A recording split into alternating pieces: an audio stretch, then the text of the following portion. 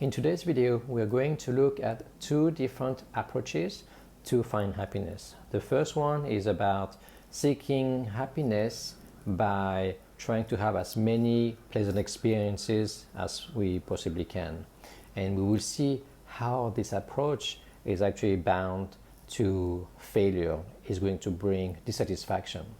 And the second approach is the Buddhist approach, which is to acknowledge and accept that life comes with challenges, with struggles, with difficulties, with suffering and dissatisfaction, and that only by accepting this reality can we start our journey to find lasting happiness.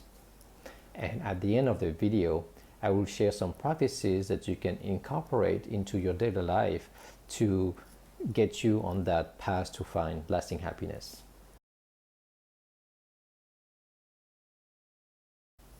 It seemed natural to me that in order to be happy, one would try to align as many pleasant experiences as possible in their life.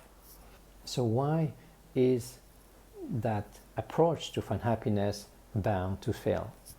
The main reason is because of this aspect of reality called impermanence. Impermanence means that things don't stay the same.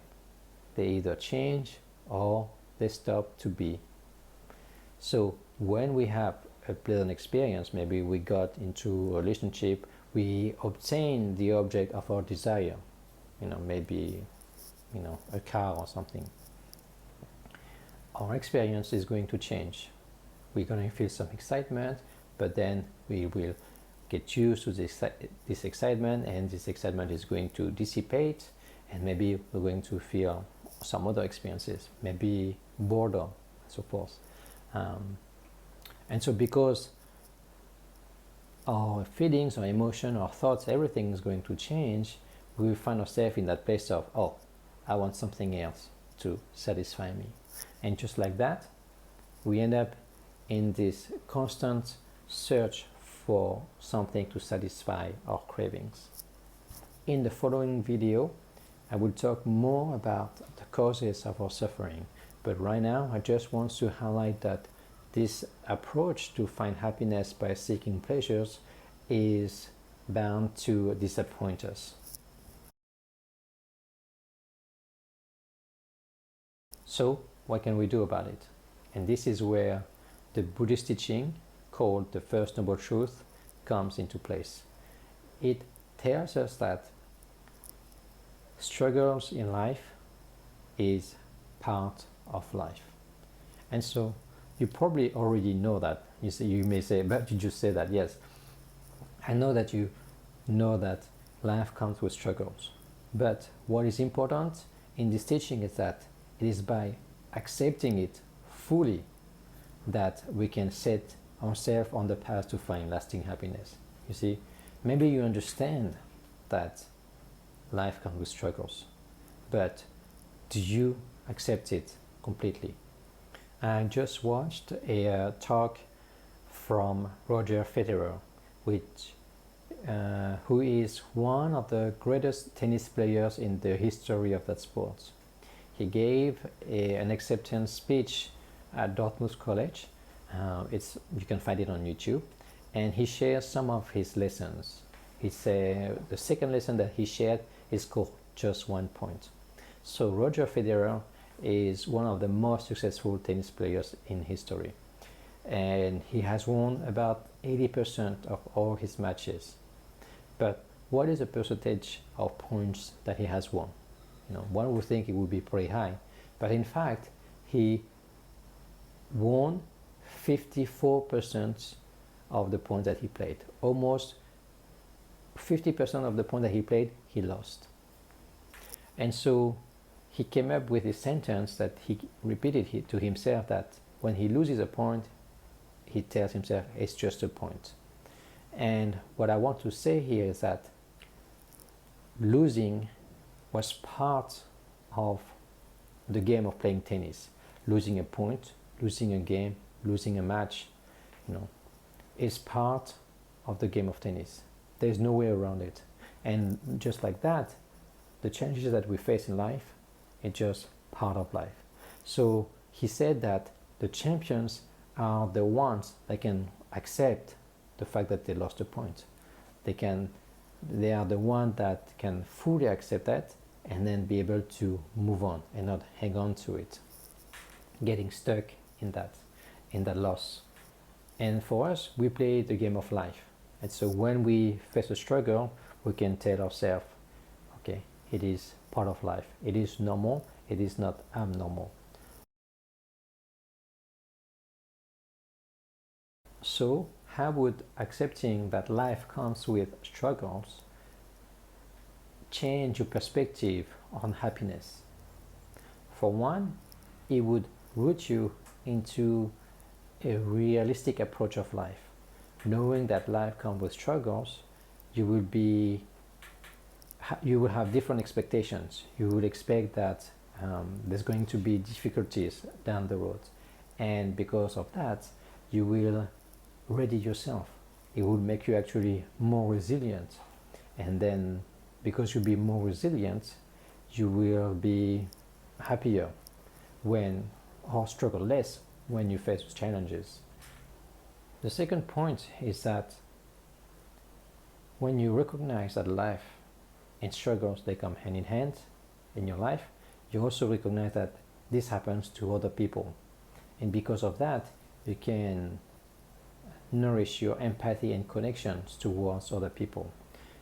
Again, I will upload some journaling video and guided meditation to cultivate this sense of compassion and other benefits of acknowledging that life has difficulties.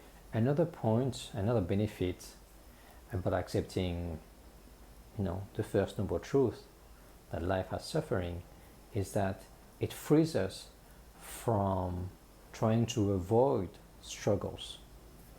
And that is, in my opinion, a big freedom, because a lot of the stress that I have is about trying to control the future so that some things don't happen the way that I want.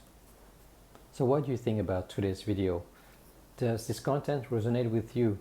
Do you find yourself in this cycle of searching for happiness by seeking pleasure? Do you accept that life comes with suffering? What would it do for you?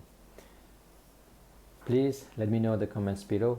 I am very curious about your perspective. Finally, we will conclude with 2 practices that you can take with you. The first one is mindful activities. Because we just saw that when we put our happiness onto external things, those things are going to change or ends, and so our happiness is going to transform into dissatisfaction. So what can we do? We can turn our attention inwards and then focus on the things that we do in our daily life. Instead of seeking pleasures outside, we seek pleasure inside. We enjoy our meal, we enjoy our steps through the practice of mindful walking, mindful eating. We brush our teeth, take a shower, and so forth. So when we bring attention to what we do in our daily activities, we can also at the same time cultivate this sense of gratitude. So we shift our perspective of, oh, I want that, I'll be happy when I want that, to I have that and it makes me happy. Okay, it's a training of the mind. The second practice is the practice of mindfulness meditation. And what we train our mind to do is to recognize the thoughts, the emotions, the feelings that we have without getting entangled into them, to be able to observe them clearly and with a sense of equanimity, so that when challenges come, because we know they were going to come, we accept them, we don't fight them, we accept them, and then we practice letting them go, letting them pass. Just like, Roger Federer played a point, lost a point, it's just a point. and then it allows him to focus onto the next point. In summary, in today's video, we looked at how the approach of finding happiness by seeking pleasures or pleasant moments is going to lead to dissatisfaction inevitably.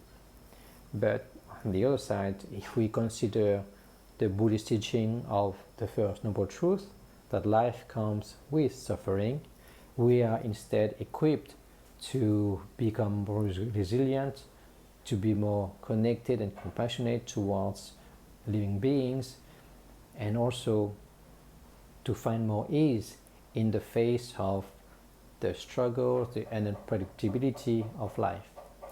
So thank you for watching. If you enjoyed today's video, please leave a like and a comment. Let me know what you thought, and I will see you soon in another video. Thank you.